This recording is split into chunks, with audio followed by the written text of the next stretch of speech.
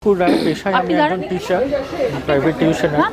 Actually care you organization বা care সাথে বা কাবেরী ম্যাডামের সাথে আমার আলাপ হচ্ছে। কে আমার স্টুডেন্ট, আমার ম্যাথসের স্টুডেন্ট।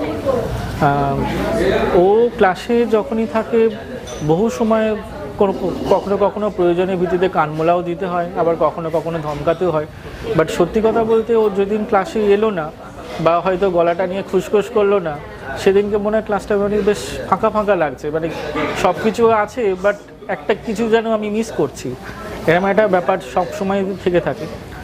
আর কেয়ার সোর্স দিয়েই কাবেরী ম্যাডামের সাথে আলাপ, বা উনি আজকে যে ইভেন্টটা, খুব বেশি দিন আমার হয়তো আলাপ হয়নি, বাট যেভাবে উনি এত বড় একটা অর্গানাইজেশন গড়ে তুলেছেন, এত বড় একটা প্রতিষ্ঠান গড়ে তুলেছেন, এবং ওনার কাছে যে সমস্ত এমপ্লয়িরা কাজ করছে, ট্রুলি একটা ইন্সপিরেশন।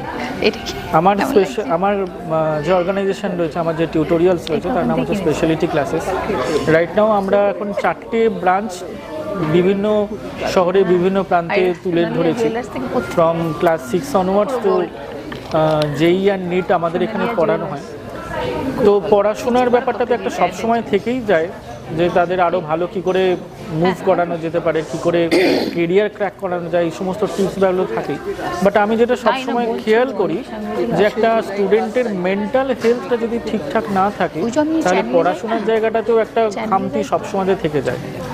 যার জন্য পড়াশোনার পাশাপাশি আমরা বিভিন্ন রকম কালচারাল ইভেন্ট বলুন বা ইয়োগা বা এই ধরনের ফিজিক্যাল ফিটনেসের ওপর ডিফারেন্ট ইভেন্টস বা এগুলো অর্গানাইজ করে থাকি, যেটাতে দেখি যে স্টুডেন্টরা সবসময় অ্যাট্রাক্টেড হয় যে পড়াশোনা ছাড়াও তাদের আলাদা একটা জগৎ আছে। এই জগৎটার মধ্যে রিল্যাক্সেশন যত ওরা থাকতে পারে, সেটা পড়াশোনার জন্য খুব বেনিফিট। অঙ্কুর রায়।